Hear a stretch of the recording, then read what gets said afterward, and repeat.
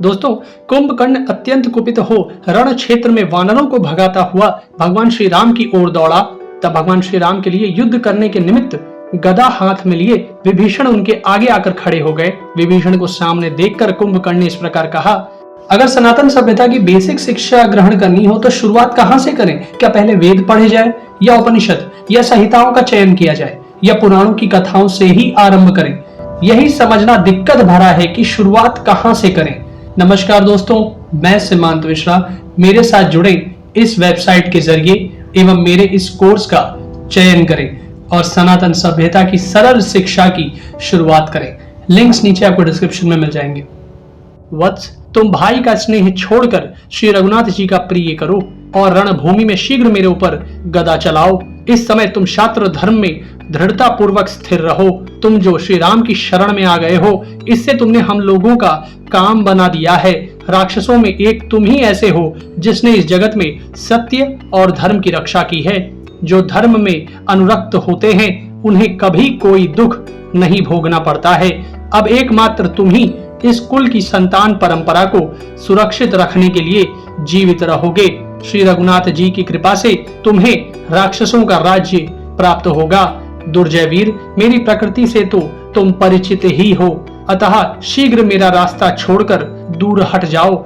इस समय संभ्रम के कारण मेरी विचार शक्ति नष्ट हो गई है, अतः तुम्हें मेरे सामने नहीं खड़ा होना चाहिए। निशाचर, इस समय युद्ध में आसक्त होने के कारण मुझे अपने अथवा पराये की पहचान नहीं हो रही है। तथापि वत्स, तुम मेरे लिए रक्षणीय हो। मैं तुम्हारा वध नहीं करना चाहता। कुंभकर्ण के ऐसा कहने पर विभीषण ने उससे कहा, शत्रुओं का दमन करने वाले वीर, मैंने इस कुल की रक्षा के लिए बहुत कुछ कहा था, किंतु समस्त राक्षसों ने मेरी बात नहीं सुनी। अतः मैं निराश होकर श्री राम की शरण में आ गया। महाभाग, यह मेरे लिए पुण्य हो या पाप, अब मैंने श्री राम का आश्रय तो ग्रहण कर ही लिया। ऐसा कहकर गदाधारी विभीषण के नेत्रों में आंसू भर आए और वे एकांत का आश्रय ले खड़े होकर चिंता करने लगे। आगे से विभीषण के हटते ही भगवान श्री राम ने कुंभकर्ण को ललकार कर उस पर बाणों की वर्षा करनी शुरू कर दी। तब कुंभकर्ण ने वेगशाली मुदगर को चारों ओर से घुमा घुमाकर उनके बाणों के महान वेग को नष्ट करने लगा।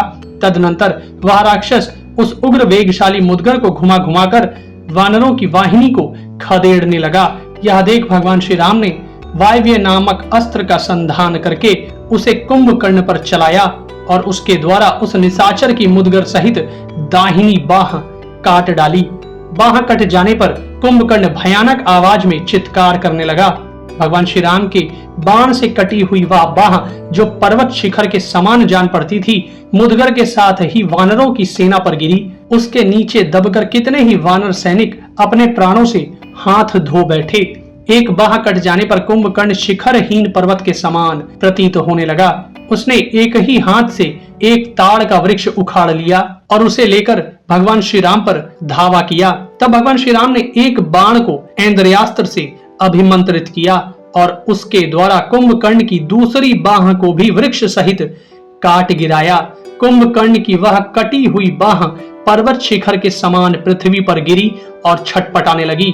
उस बाह ने कितने ही वानरों और राक्षसों को कुचल डाला। दोनों भुजाओं के कट जाने पर वह राक्षस सहसा आर्तनाद करता हुआ भगवान श्री राम पर टूट पड़ा। उसे आक्रमण करते देख भगवान श्री राम ने दो तीखे अर्धचंद्राकार बाण लेकर उनके द्वारा कुंभकर्ण के दोनों पैर भी उड़ा दिए। दोनों बाहों और पैरों के कट जाने पर कुंभकर्ण ने अपने विकराल मुंह को फैलाया और जैसे राहु चंद्रमा को ग्रस लेता है, उसी प्रकार वह भगवान श्री राम को ग्रसने के लिए भयानक गर्जना करता हुआ सहसा उनके ऊपर टूट पड़ा। तब भगवान श्री राम ने अपने तीखे बाणों से कुंभकर्ण का मुंह भर दिया। मुंह भर जाने पर वह बोलने में असमर्थ हो गया और बड़ी कठिनाई से आर्तनाद करके मूर्छित हो गया। इसके बाद भगवान श्री राम ने ब्रह्म दंड के समान भयंकर बाण हाथ में लिया और उस निशाचर को लक्ष्य करके छोड़ दिया। जैसे पूर्व काल में देवराज इंद्र ने वृत्रासुर का मस्तक काट डाला था, उसी प्रकार उस बाण ने कुंभकर्ण के महान मस्तक को धड़ से अलग कर दिया। भगवान श्री राम के बाण से कटा हुआ कुंभकर्ण का वह पर्वताकार मस्तक लंका में जाकर गिरा। उस मस्तक ने अपने धक्के से सड़क के आसपास के कितने ही मकानों, दरवाजों और ऊंचे परकोटों को भी धराशाही कर दिया। इसी प्रकार कुंभकर्ण का विशाल धड़ भी, जो हिमालय के समान जान पड़ता था, तत्काल समुद्र के जल में जाकर गिर पड़ा और बड़े बड़े ग्राहों, मत्स्यों तथा सांपों को पीसता हुआ पृथ्वी के भीतर समा गया। ब्राह्मणों और देवताओं के शत्रु कुंभकर्ण के युद्ध में मारे जाने पर संपूर्ण देवता हर्ष से भरकर तुमुल नाद करने लगे। उस समय आकाश में खड़े हुए देवर्षि, महर्षि, सर्प देवता, भूतगण, गरुड़, यक्ष और गंधर्वगण भगवान श्री राम का पराक्रम देखकर बहुत प्रसन्न हुए। भयानक बलशाली शत्रु के मारे जाने से बहुसंख्य वानरों को बड़ी प्रसन्नता हुई। उनके मुख विकसित कमल की भांति हर्षोल्लास से खिल उठे तथा उन्होंने सफल मनोरथ हुए राजकुमार भगवान श्री राम की भूरी भूरी प्रशंसा की, जो बड़े बड़े युद्धों में कभी पराजित नहीं हुआ था तथा देवताओं की सेना को भी कुचल डालने वाला था। उस महान राक्षस कुंभकर्ण को रणभूमि में मारकर भगवान श्री राम को वैसी ही प्रसन्नता हुई जैसी वृत्रासुर का वध करके देवराज इंद्र को हुई थी।